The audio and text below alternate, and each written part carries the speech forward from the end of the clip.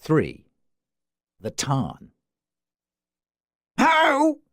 cried Torm, the most improbable member of the cast of scribes, throwing his blue robes over his head as though he could not bear to see the light of day. Out of the robes then popped the sandy-haired head of the scribe, his pale blue eyes twinkling on each side of that sharp needle of a nose. He looked me over. "Yes," he cried. "I deserve it." Back went the head into the robes. Muffled, his voice reached me. "Why must I, an idiot, be always afflicted with idiots? Out came the head. Have I nothing better to do? Have I not 1,000 scrolls gathering dust on my shelves, unread, unstudied?" "I don't know," I said. "Look!" he cried in actual despair, waving his blue-robed arms hopelessly at the messiest chamber I had seen on Gore. His desk, a vast wooden table, was piled with papers and pots of ink, and pens and scissors and leather fasteners and binders. There was no square foot of the chamber that did not contain racks of scrolls, and others, hundreds perhaps, were piled like cordwood here and there. His sleeping mat was unrolled, and his blankets must not have been aired for weeks. His personal belongings, which seemed to be negligible, were stuffed into the meanest of the scroll racks. One of the windows into Torm's chamber was quite irregular, and I noted that it had been forcibly enlarged. I imagined him with a carpenter's hammer, angrily cracking and banging away at the wall, chipping away the stone that more light might enter his room. And always under his table a brazier filled with hot coals burned near the feet of the scribe, perilously close to the scholarly litter with which the floor was strewn. It seemed that Torm was always cold, or at best, never quite warm enough. The hottest days would be likely to find him wiping his nose on the sleeve of his blue robes, shivering miserably, and lamenting the price of fuel. Torm was of slight build, and reminded me of an angry bird which enjoys nothing so much as scolding squirrels. His blue robes were worn through in a dozen spots, only 2 or 3 of which had been ineptly attacked by thread. One of his sandals had a broken strap that had been carelessly knotted back together.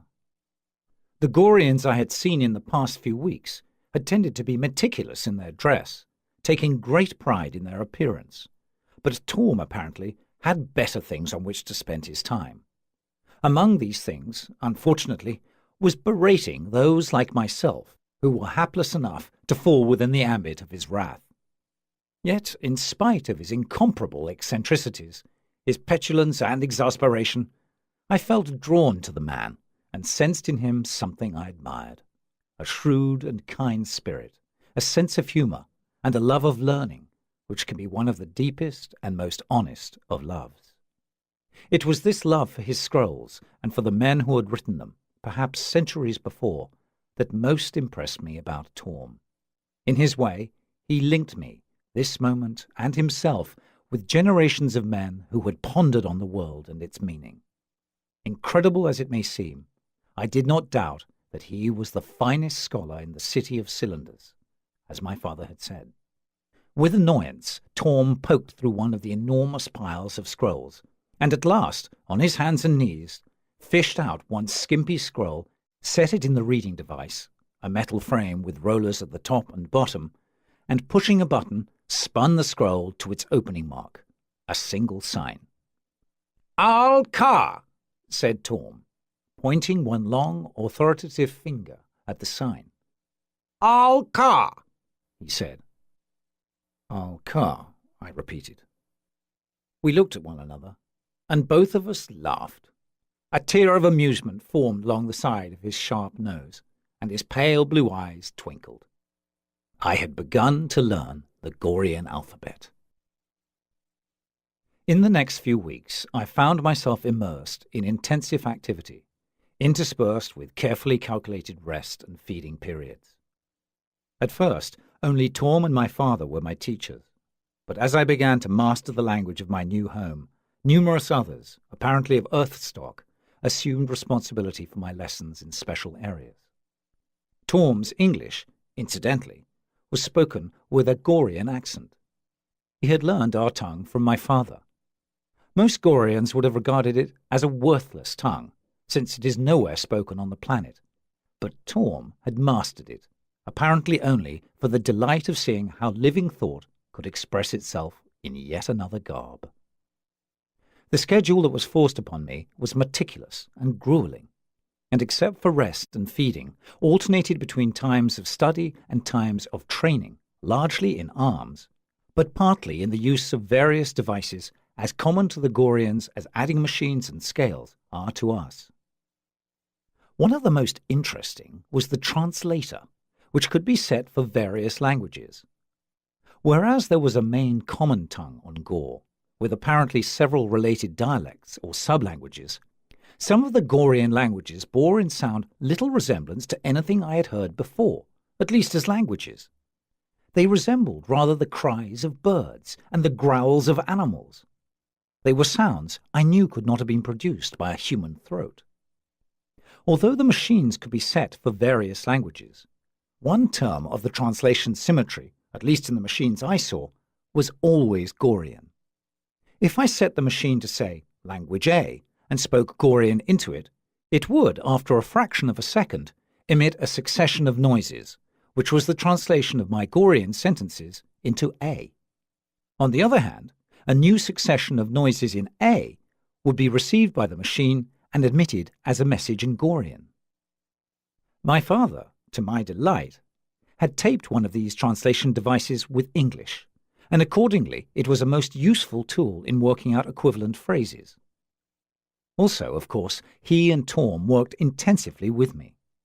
The machine, however, particularly to Torm's relief, allowed me to practice on my own. These translation machines are a marvel of miniaturization, each of them about the size of a portable typewriter, being programmed for 4 non-Gorian languages. The translations, of course, are rather literal, and the vocabulary is limited to recognitions of only about 25,000 equivalencies for each language.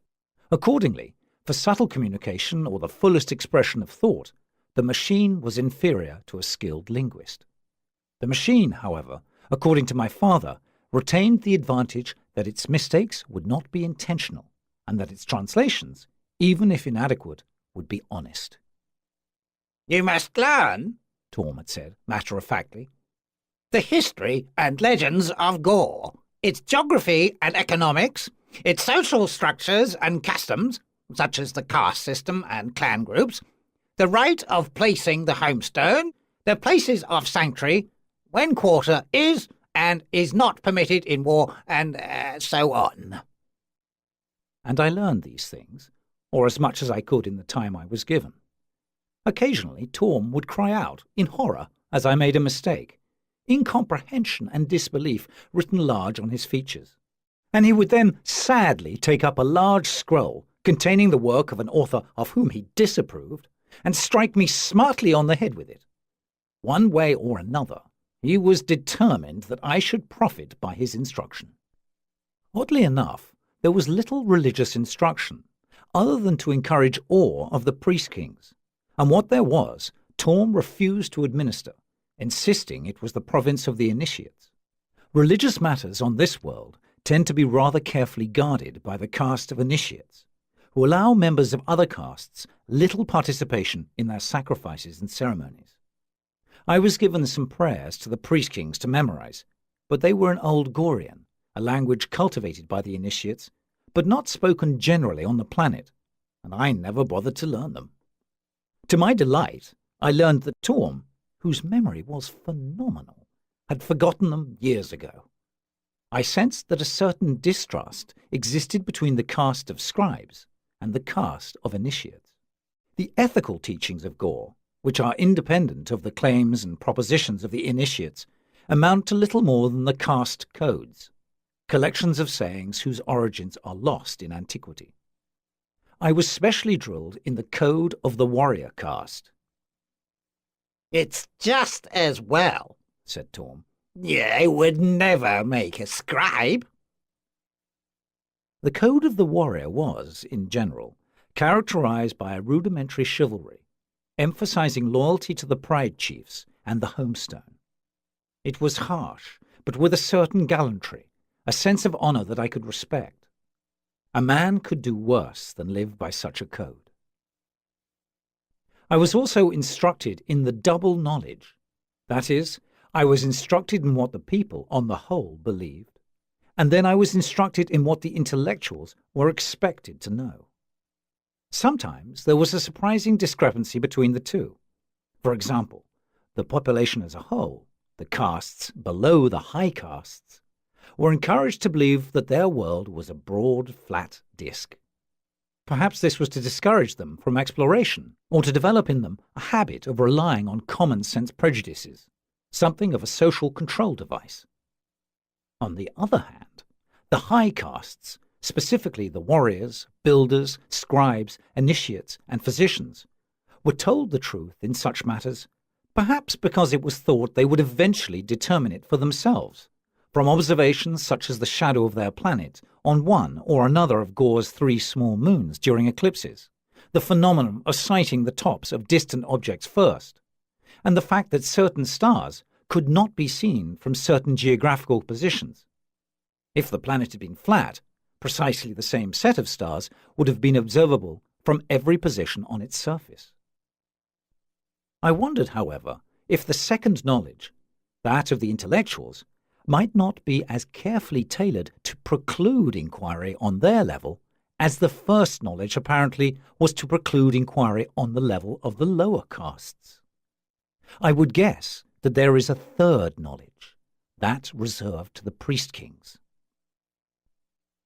"The city-state," said my father, speaking to me late one afternoon, "is the basic political division on Gore. Hostile cities controlling what territory they can in their environs, surrounded by a no-man's land of open ground on every side." "How is leadership determined in these cities?" I asked. "Rulers," he said, "are chosen from any high caste." "High caste?" I asked. "Yes, of course," was his answer. "In fact, in the first knowledge, there is a story told to the young in their public nurseries that if a man from lower caste should come to rule in a city, the city would come to ruin." I must have appeared annoyed.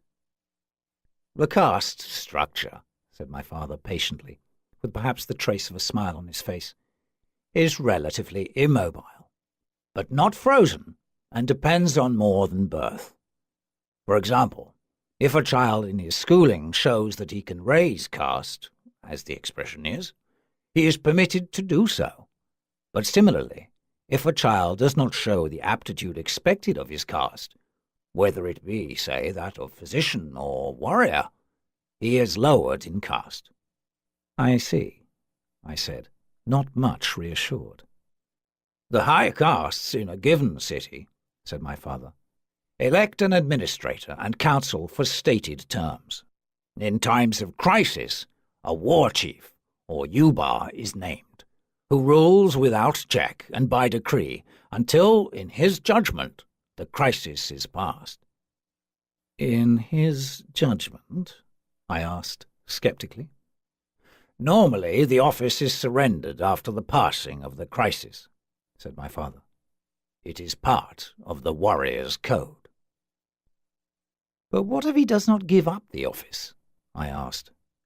I had learned enough of Gore by now to know that one could not always count on the caste codes being observed. "Those who do not desire to surrender their power," said my father, "are usually deserted by their men. The offending war chief is simply abandoned, left alone in his palace, to be impaled by the citizens of the city he has tried to usurp." I nodded, imagining a palace empty save for one man sitting alone on his throne, clad in his robes of state, waiting for the angry people outside the gates to break through and work their wrath. "But," said my father, "sometimes such a war chief, or Yuba, wins the hearts of his men, and they refuse to withdraw their allegiance." "What happens then?" I asked. "He becomes a tyrant." said my father. And rules until eventually, in one way or another, he is ruthlessly deposed. My father's eyes were hard and seemed fixed in thought. It was not mere political theory he spoke to me. I gathered that he knew of such a man. Until, he repeated slowly, he is ruthlessly deposed. The next morning it was back to Torm and his interminable lessons. In large outline, Gore, as would be expected, was not a sphere, but a spheroid.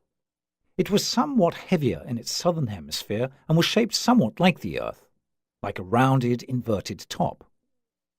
The angle of its axis was somewhat sharper than the Earth's, but not enough to prevent its having a glorious periodicity of seasons. Moreover, like the Earth, it had two polar regions and an equatorial belt, interspersed with northern and southern temperate zones. Much of the area of Gore, surprisingly enough, was blank on the map, but I was overwhelmed trying to commit as many of the rivers, seas, plains, and peninsulas to memory as I could. Economically, the base of the Gorean life was the free peasant, which was perhaps the lowest but undoubtedly the most fundamental caste, and the staple crop was a yellow grain called sartana, or life daughter. Interestingly enough, the word for meat is sartasna, which means life mother. Incidentally, when one speaks of food in general, one always speaks of sartasna. The expression for the yellow grain seems to be a secondary expression, derivative. This would seem to indicate that a hunting economy underlay or was prior to the agricultural economy. This would be the normal supposition in any case, but what intrigued me here, perhaps for no sufficient reason, was the complex nature of the expressions involved. This suggested to me that perhaps a well-developed language or mode of conceptual thought existed prior to the primitive hunting groups that must have flourished long ago on the planet. People had come, or had been brought to Gore possibly, with a fully developed language. I wondered at the possible antiquity of the voyages of acquisition I had heard my father speak of. I had been the object of one such voyage, he apparently of another. I had little time for speculation, however, as I was trying to bear up under an arduous schedule which seemed designed to force me to become a Gorean in a matter of weeks, or perhaps see me die in the attempt. But I enjoyed those weeks, as one is likely to when learning and developing oneself, though to what end I was still ignorant. I met many Goreans, other than Torm, in these weeks. Free Goreans, mostly of the caste of scribes and the caste of warriors. The scribes, of course, are the scholars and clerks of Gore, and there are divisions and rankings within the group, from simple copiers to the savants of the city. I had seen few women, but knew that they, when free, were promoted or demoted within the caste system according to the same standards and criteria as the men, although this varied, I was told, considerably from city to city. On the whole, I liked the people I met, and I was confident that they were largely of earth stock, that their ancestors had been brought to the planet in voyages of acquisition. Apparently, after having been brought to the planet, they had simply been released, much as animals might be released in a forest preserve, or fish stocked free in a river. The ancestors of some of them might have been Chaldeans, or Celts, or Syrians, or Englishmen, brought to this world over a period of centuries from different civilizations. But the children, of course, and their children, eventually became simply Gorean. In the long ages on Gore, almost all traces of Earth origin had vanished. Occasionally, however, an English word in Gorean, like axe or ship, would delight me. Certain other expressions seemed clearly to be of Greek or German origin. If I had been a skilled linguist, I undoubtedly would have discovered hundreds of parallels and affinities, grammatical and otherwise, between Gorean and various of the Earth languages. Earth origin, incidentally, was not a part of the first knowledge, though it was of the second. Tom, I once asked, why is Earth origin not part of the first knowledge? Is it not self-evident? He asked. No, I said. Yeah, he said, and closed his eyes very slowly and kept them shut for about a minute, during which time he was apparently subjecting the matter to the most intense scrutiny. "You're right," he said at last, opening his eyes. "It is not self-evident." "Then what do we do?" I asked. "We continue with our lessons," said Torm. The caste system was socially efficient, given its openness with respect to merit, but I regarded it as somehow ethically objectionable. It was still too rigid, in my opinion, particularly with respect to the selection of rulers from the high castes, and with respect to the double knowledge. But far more deplorable than the caste system was the institution of slavery. There were only 3 statuses conceivable to the Gorean mind outside of the caste system: slave, outlaw, and priest-king. A man who refused to practice his livelihood or strove to alter status without the consent of the Council of High Castes was, by definition, an outlaw and subject to impalement. The girl I had originally seen had been a slave, and what I had taken to be the jewellery at her throat had been a badge of servitude. Another such badge was a brand concealed by her clothing. The latter marked her as a slave, and the former identified her master. One might change one's collar, but not one's brand. I had not seen the girl since the first day. I wondered what had become of her, but I did not inquire. One of the first lessons I was taught on Gore was that concern for a slave was out of place. I decided to wait. I did learn, casually from a scribe, not Torm, that slaves were not permitted to impart instruction to a free man, since it would place him in their debt, and nothing was owed to a slave. If it was in my power, I resolved to do what I could to abolish what seemed to me a degrading condition. I once talked to my father about the matter, and he merely said that there were many things on Gore worse than the lot of slavery, particularly that of a tower slave. Without warning, with blinding speed, the bronze-headed spear flew toward my chest, the heavy shaft blurred like a comet's tail behind it. I twisted, and the blade cut my tunic cleanly, creasing the skin with a line of blood as sharp as a razor. It sunk 8 inches into the heavy wooden beams behind me. Had it struck me with that force, it would have passed through my body. "He's fast enough," said the man who had cast the spear. "I shall accept him." This was my introduction to my instructor in arms, whose name was also Tal. I shall call him the older Tal. He was a blond Viking giant of a man, a bearded fellow with a cheerful, craggy face and fierce blue eyes, who strode about as though he owned the earth on which he stood. His whole body, his carriage, the holding of his head bespoke the warrior, a man who knew his weapons, and on the simple world of Gore knew that he could kill almost any man who might stand against him. If there was one outstanding impression I gathered of the older Tal in that first terrifying meeting, it was that he was a proud man, not arrogant, but proud, and rightfully so. I would come to know this skilled, powerful, proud man well. Indeed, the largest part of my education was to be in arms, mostly training in the spear and sword. The spear seemed light to me because of the gravity, and I soon developed a dexterity in casting it with considerable force and accuracy.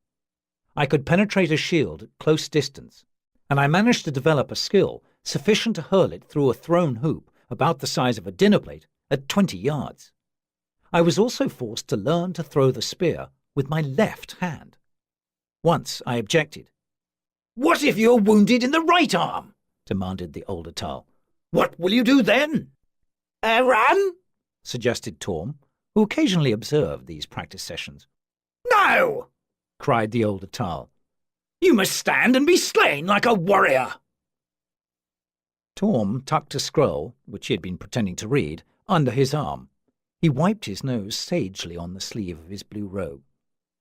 "Is that rational?" he asked. The older Tal seized a spear, and Torm, lifting his robes, hastily departed the training area. In despair, With my left arm, I lifted another spear from the spear rack to try once more.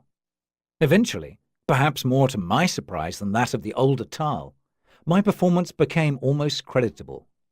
I had increased my margin of survival by some obscure percentage. My training in the short, stabbing sword of the Gorians was as thorough as they could make it.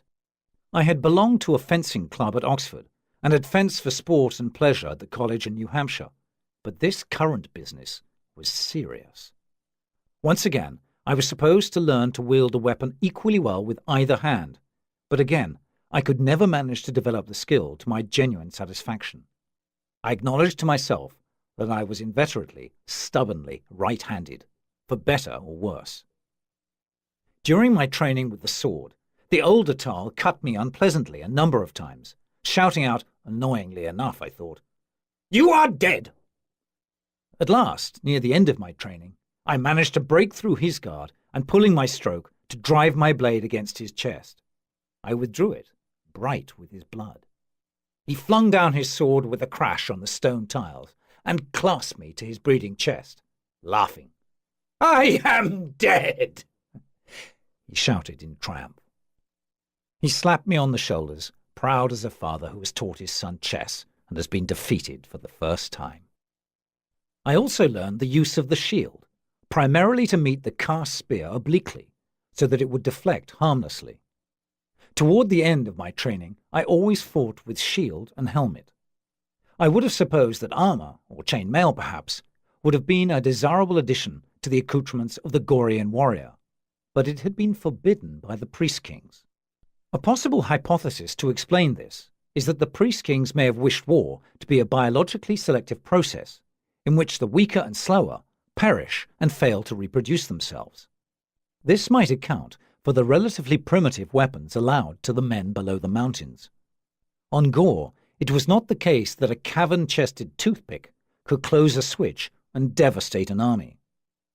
Also, the primitive weapons guaranteed that what selection went on would proceed with sufficient slowness to establish its direction and alter it, if necessary. Besides the spear and sword, the crossbow and longbow were permitted, and these latter weapons perhaps tended to redistribute the probabilities of survival somewhat more broadly than the former. It may be, of course, that the priest-kings controlled weapons as they did simply because they feared for their own safety.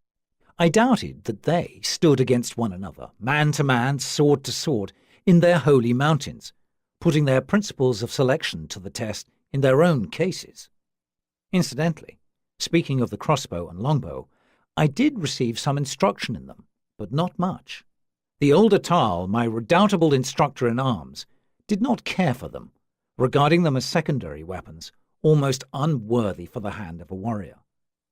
I did not share his contempt, and occasionally during my rest periods had sought to improve my proficiency with them. I gathered that my education was coming to an end. Perhaps it was in the lengthening of the rest periods. Perhaps it was in the repetition of materials I had already encountered. Perhaps it was something in the attitude of my instructors. I felt that I was nearly ready. But for what, I had no idea. One pleasure of these final days was that I had begun to speak Gorian with the facility that comes from constant contact with and intensive study of a language. I had begun to dream in Gorian and understand easily the small talk of my teachers among themselves when they were speaking for one another and not for the ears of an outlander. I had begun to think in Gorian as well, and after a time I was conscious of a deliberate mental shift involved in thinking in English. After a few English sentences, or a page or so in one of my father's books, I would be at home again in my native tongue, but the shift was there and necessary. I was fluent in Gorian. Once, when struck by the older Tal, I had cursed in Gorian, and he had laughed. This afternoon, when it was time for our lesson, he was not laughing. He entered my apartment, carrying a metal rod about 2 feet long, with a leather loop attached. It had a switch in the handle, which could be set in 2 positions, on and off, like a simple torch. He wore another such instrument slung from his belt. "This is not a weapon," he said. "It is not to be used as a weapon." "What is it?" I asked. "A tarn goad," he replied. He snapped the switch in the barrel to the on position and struck the table. It showered sparks in a sudden cascade of yellow light, but left the table unmarked. He turned off the goad and extended it to me. As I reached for it, he snapped it on and slapped it in my palm. 1,000,000,000 tiny yellow stars, like pieces of fiery needles, seemed to explode in my hand. I cried out in shock. I thrust my hand to my mouth. It had been like a sudden, severe electric charge, like the striking of a snake in my hand. I examined my hand. It was unhurt. "Be careful of the tarn goad," said the older Tal. "It is not for children." I took it from him, this time being careful to take it near the leather loop, which I fastened around my wrist. The older Tal was leaving, and I understood that I was to follow him. We ascended a spiral staircase inside the cylinder and climbed for what must have been dozens of apartment levels. At last we emerged on the flat roof of the cylinder. The wind swept across the flat circular roof, tugging one toward the edge. There was no protective rail. I braced myself, wondering what was to occur. Some dust blew against my face. I shut my eyes. The older Tal took a tarn whistle, or tarn call, from his tunic and blew a piercing blast. I had never seen one of these tarns before, except on the tapestry in my apartment and in illustrations in certain books I'd studied, devoted to the care, breeding, and equipment of tarns. That I had not been trained for this moment was intentional, as I later discovered. The Gorians believe, incredibly enough, that the capacity to master a tarn is innate, and that some men possess this characteristic, and that some do not. One does not learn to master a tarn. It is a matter of blood and spirit, of beast and man, of a relation between two beings which must be immediate, intuitive, spontaneous. It is said that a tarn knows who is a tarnsman and who is not, and that those who are not die in this first meeting. My first impression was that of a rush of wind and a great snapping sound, as if a giant might be snapping an enormous towel or scarf. Then I was cowering, awe-stricken, in a great winged shadow, and an immense tarn, his talons extended like gigantic steel hooks, his wings sputtering fiercely in the air, hung above me, motionless except for the beating of his wings. "Stand clear of the wings!" shouted the older Tal. I needed no urging. I darted from under the bird. One stroke of those wings would hurl me yards from the top of the cylinder. The tarn dropped to the roof of the cylinder and regarded us with his bright, black eyes. Though the tarn, like most birds, is surprisingly light for its size, this primarily having to do with the comparative hollowness of the bones, it is an extremely powerful bird, powerful even beyond what one would expect from such a monster. Whereas large earth birds, such as the eagle, must, when taking flight from the ground, begin with a running start, the tarn, with its incredible musculature, aided undoubtedly by the somewhat lighter gravity of Gore, can, with a spring and a sudden flurry of its giant wings, lift both himself and his rider into the air. In Gorian, these birds are sometimes spoken of as brothers of the wind. The plumage of tarns is various, and they are bred for their colours as well as their strength and intelligence. Black tarns are used for night raids, white tarns in winter campaigns, and multicoloured, resplendent tarns are bred for warriors who wish to ride proudly, regardless of the lack of camouflage. The most common tarn, however, is greenish-brown. Disregarding the disproportion in size, the earth bird which the tarn most closely resembles is the hawk, with the exception that it has a crest somewhat of the nature of a jay's. Tarns, who are vicious things, are seldom more than half-tamed, and like their diminutive earthly counterparts, the hawks, are carnivorous. It is not unknown for a tarn to attack and devour his own rider. They fear nothing but the tarn goad. They are trained by men of the caste of tarn keepers to respond to it while still young, when they can be fastened by wires to the training perches.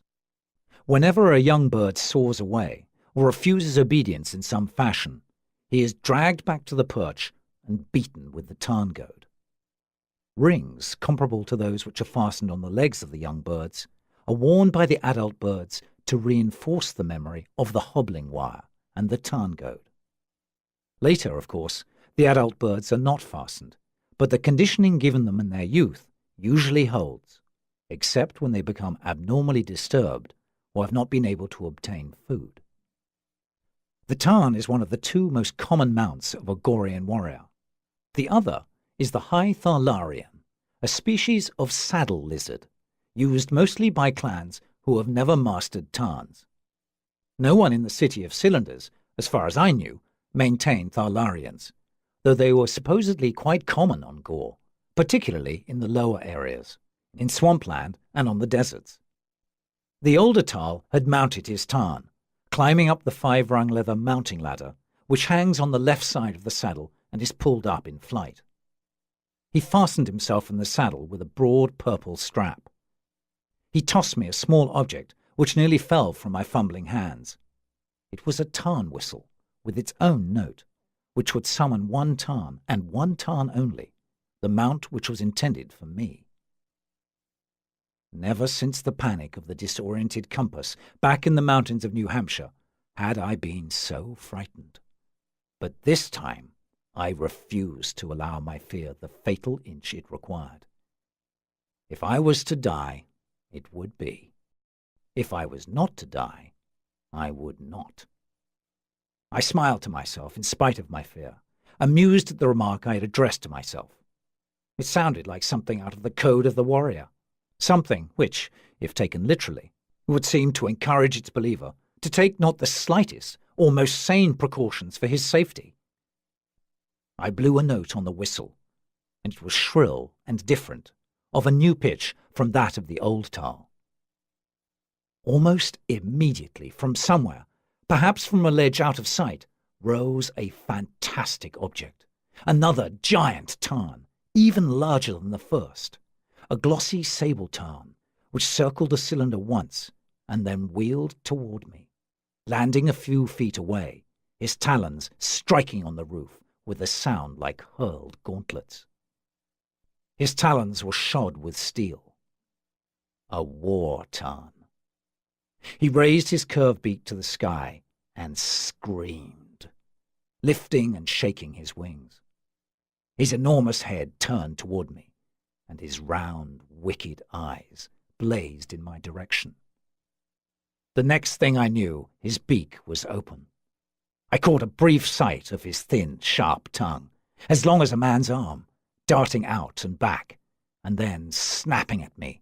He lunged forward, striking at me with that monstrous beak, and I heard the older Tal cry out in horror, "The goad! The goad! The goad! The goad!"